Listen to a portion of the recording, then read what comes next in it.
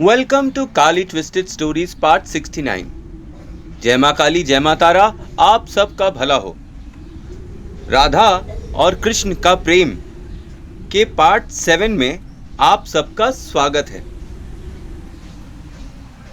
यहाँ बैठी है, मेरा घर उजाड़ कर यहाँ गुलछर्रे उड़ा रही है बंबई में।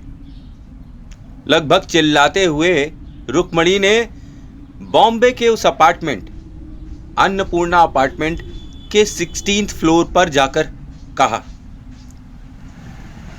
कमरे में राधा और उसका पति मनोहर खड़ा हुआ था।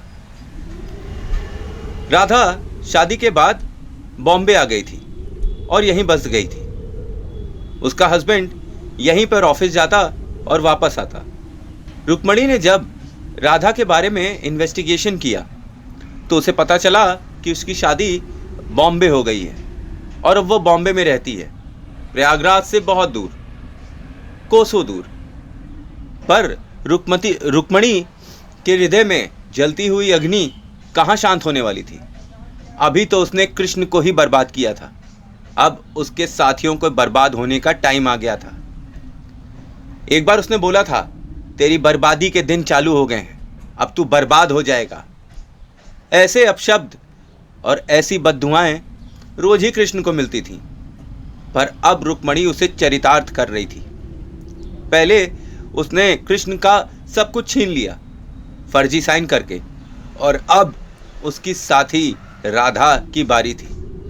सूंघते सूंघते वो बॉम्बे पहुंच गई और किसी तरह एड्रेस निकालकर वो वहां पहुंची। इत्तेफाक से राधा और उसका हस्बैंड दोनों ही घर पर थे। वहां जाके चिल्लम चिल्ली मचाते हुए रुक्मणी ने बोला कि भाई साहब, आप जानते नहीं हैं अपनी बीवी को, एक नंबर की अय्याश है, पे शादीशुदा आदमियों पे ये डोरे डालती है। आप इसका कतई विश्वास ना करिएगा, ये एक नंबर की बहरूपिया है, ये आपको भी बुद्धू बना रही है। कई सालों तक ये मेरे हस्बैंड के साथ लगी रही, मैंने इसकी पिटाई भी करी है।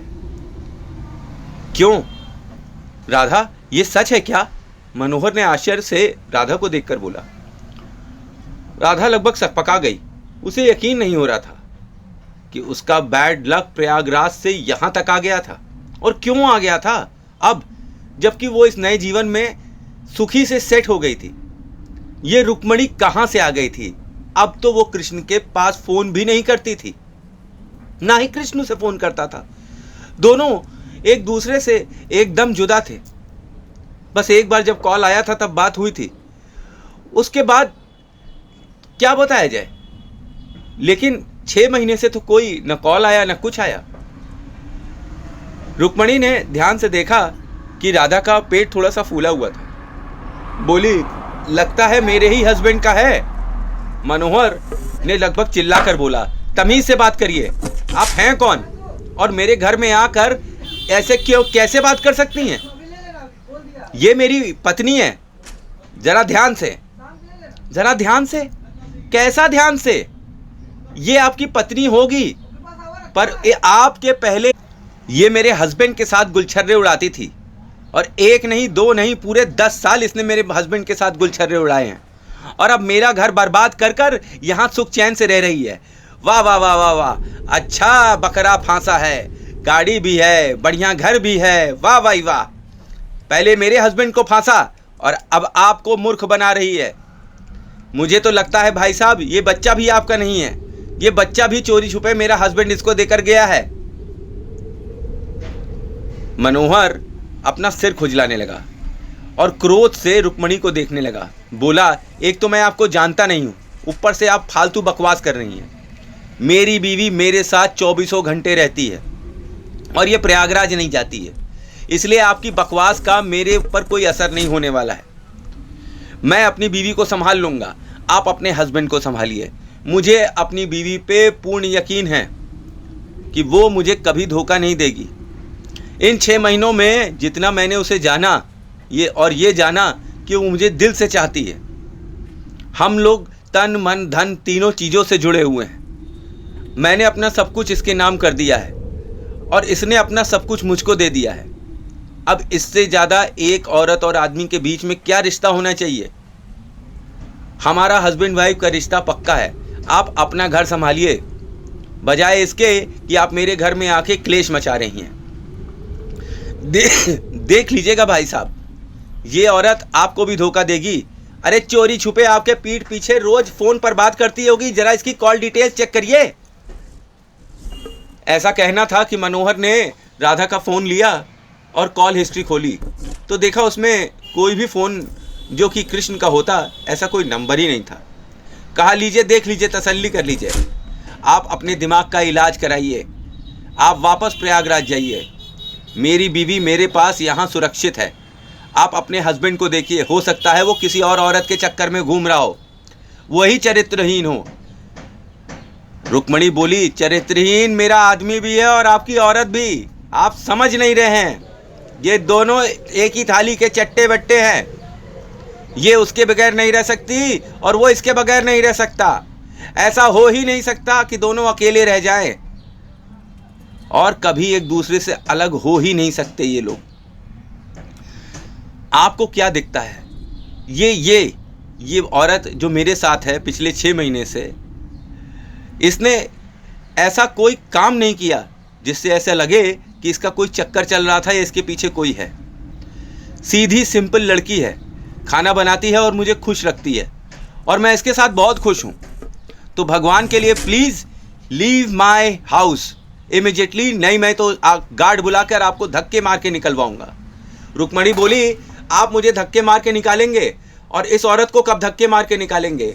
जब ये आपको लूट लेगी, आपका घर में से सब डकैती डालकर लेकर पैसा भाग जाएगी मेरे उस चरित्रहीन हस्बैंड के साथ, तब आप कोई एक्शन लेंगे। मैं आपको वार्न करती हूँ, मेरे से ज़्यादा शुभचिंतक आपका कोई नहीं होगा। इस औरत ने मेरा जीवन पूरे 10 बरस तक खराब किया है। अब मैं देख रही हूँ कि ये आपका भी खराब करेगी। आप मेरी बात याद रखिएगा, कहकर रुक्मणी पैर पटक कर वहाँ से बाहर निकल गई और सीधे प्रयागराज आ गई। इधर मनोहर ने अपनी वाइफ से पूछा कि क्या तुम्हारा कोई रिलेशनशिप था? सच सच बताओ, मैं तुम्हें माफ कर दूंगा, तुम्हारी हर गलती माफ हो जाएगी, लेकिन अगर कुछ था तो मुझे सच बताओ। राधा ने कुछ सोचा और बोला, नहीं, मेरा ऐसा कोई रिलेशन नहीं था। मेरा जो भी रिलेशन है वो आपसे है, और जो रहेगा वो भी आपसे ही रहेगा। तो इसका मतलब कि कोई भी फ़ोन मेरे पीछे नहीं आता है जिससे तुम बात करती हो? राधा ने बोला, नहीं आता है। कहा, मेरी कसम खाओ। कहा, आपकी कसम, कोई भी फ़ोन नहीं आता है। शादी के बाद से मैं पूर्णतः आप में ही समर्पित हूँ और मेरा किसी से कोई और संबंध नहीं है, और ना मैं रखना चाहती हूँ। मैं आपके साथ बहुत खुश हूँ और मैं चाहती हूँ कि आप इसी तरह हमेशा खुश रहें जैसे मैं आपके साथ खुश रहती हूँ। मनोहर ने राधा का माथा चूम लिया। बोला, राधा, तुमने तो मेरे दिल की धड़कन ही बढ़ा दी थी। मैंने सोचा कि मैं ऑफिस जा रहा हूँ और तुम मेरे पीठ पीछे पता नहीं क्या गुल खिला रही हो। उस औरत ने तो मेरा दिमाग ही खराब कर दिया था। बहुत ही बड़ी नेगेटिव एनर्जी थी, ऐसी एनर्जी जो अच्छी खासी पॉजिटिव एनर्जी इसको नेगेटिविटी में बदल दे। राधा बोली, कोई बात नहीं, यही तो हमारे संबंधों का एग्ज़ाम होता है, इसी में तो हम लोग पास और फेल होते हैं, इसी में तो भरोसा होता है। आपने मुझ पे भरोसा किया जैसे मैंने आप पर हमेशा भरोसा किया है। मनोहर, मैं आपको सच्चे दिल से प्यार करती हूँ और आपकी निशानी मेरे पेट में है, ये पिछले 2 महीने से है। राधा अब 2 महीने की प्रेग्नेंट हो गई थी और मनोहर और राधा बेहद खुश थे। मनोहर बहुत ही केयर करता राधा की, अच्छे से खाना खिलाता, अच्छे से बहुत डॉक्टर के पास ले जाता। जब राधा के पैर फूलने लगे तो उन पे मालिश भी करता। लगभग जैसे माता अपने बच्चों की सेवा करती है वैसे ही मनोहर राधा की सेवा करता। इस अगाध सेवा से और समर्पण से राधा पिघल सी गई थी। उसको समय समय पर जेवर लाकर देना, फ्लावर्स लाकर देना, ये सब वो करता था। ऐसी कई चीज जो शायद कृष्ण नहीं करता था, पर वो करता था, जिससे राधा का मन मनोहर में और ही लगने लगा था। और वह बहुत खुश थी कि अंततः उसे अपना जीवन मिल गया है, और अब ये जीवन साथी के साथ वो अपनी बाकी समय काट देगी, बिना कोई अपमान सहे, बिना कोई सामाजिक तिरस्कार सहे। मनोहर ने भी ज़्यादा जानकारी नहीं ली थी राधा के बारे में, बस मैट्रिमोनियल देख के तपाक से ही शादी कर दी थी। मनोहर ने जब राधा को देखा तो वो पूरा लट्टू हो गया था। आगे पीछे ऊपर नीचे बिना कुछ सोचे, बस अपने अनुभव के ऊपर उसने राधा से शादी कर ली थी। और राधा एक अच्छी लड़की थी जो किसी के भी घर जाती तो उसका घर संवार देती। और मनोहर की चॉइस ठीक थी, पर रुक्मणी वो चॉइस थी जो न मनोहर की थी और न राधा की थी और न कृष्ण की थी। वो तो बस आग लगाने निकली थी। उसको सब तरफ आग लगानी थी। जहाँ जहाँ कृष्ण का नाम लिखा था उस पर्चे पर उसे आग लगाना था, उस झंडे पे उसे आग लगाना था। जहाँ कृष्ण खड़ा हो रहा है वहाँ आग लगाना था, जहाँ कृष्ण बैठा है वहाँ आग लगाना था। इन शॉर्ट उसे कृष्ण की बर्बादी चाहिए थी, फुल टू बर्बादी। और रुक्मणी अपने इस मिशन में बहुत कुछ हद तक कामयाब भी हो गई थी। इधर कृष्ण जब ऋषिकेश से वापस आया तो उसे पता चला कि वो लुट चुका है। उसे कुछ समझ नहीं आया। उसने फोन किया, और किसको किया? राधा को। कहाँ चलने के लिए? जहन्नुम में, क्योंकि वो जहन्नुम में था, और इस जहन्नुम में केवल उसका एक ही जन साथ दे सकता था, और वह राधा थी। इस विषाक्त पीड़ा से, इस दर्द से छुटकारा पाने का एक ही रास्ता कृष्ण को सुझाई पड़ा, और वह राधा थी। उसने राधा को फोन किया था, और राधा जो कि अपनी पतिदेव के साथ बैठी हुई थी, फोन पर कृष्ण का नंबर देख के सकपका सी गई। उसके हस्बैंड ने कहा, फोन उठाओ, तुम तो कह रही थी फोन नहीं आता ना। कैसे आ रहा है? ये वही नंबर है जो वो औरत देकर गई है मुझे। उठाओ फोन और स्पीकर पे बात करो। स्पीकर ऑन हुआ और दूसरी साइड से कृष्ण का जवाब था, क्या मेरे साथ जहन्नुम चलोगी? मैं जहन्नुम में हूं और जहन्नुम में जा रहा हूं। राधा ने जो जवाब दिया उससे कृष्ण सन्ना सा गया। जवाब देने के पश्चात राधा ने फोन रख दिया और अपने पति की तरफ देखा। पति ने बोला, तुम मेरे सामने नौटंकी करना बंद करो। मुझको तो सच में यकीन हो चला है कि ये बच्चा मेरा है ही नहीं। तुम 2 महीने से अपने यार को यहाँ बुलाकर मेरे पीठ पीछे पता नहीं क्या क्या रंगरलियां मना रही थी। अभी तो तुम कह रही थी कि फ़ोन नहीं आता है। मैं सच कह रही हूँ, फ़ोन नहीं आता था। ये आज पहली बार आया था, और वो भी पता नहीं कैसी कैसी बहकी बातें कर रहा था, और आपने मेरा जवाब नहीं सुना। मैंने तेरा सब जवाब सुना है, और अब सुना है। ये बात तुमने मुझे पहले क्यों नहीं बताई? तुमने क्यों छुपाया इस चीज़ के बारे में?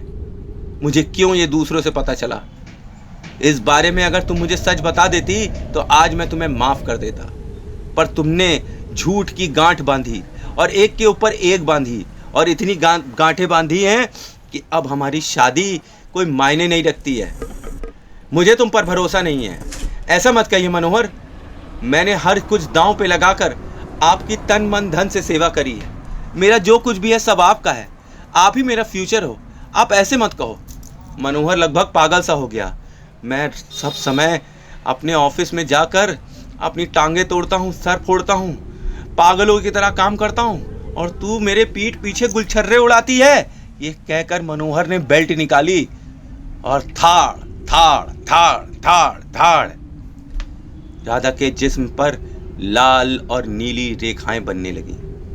कुछ समय तक तो राधा का कोमल शरीर इसको सहता रहा, फिर वो बेहोश होकर गिर गई।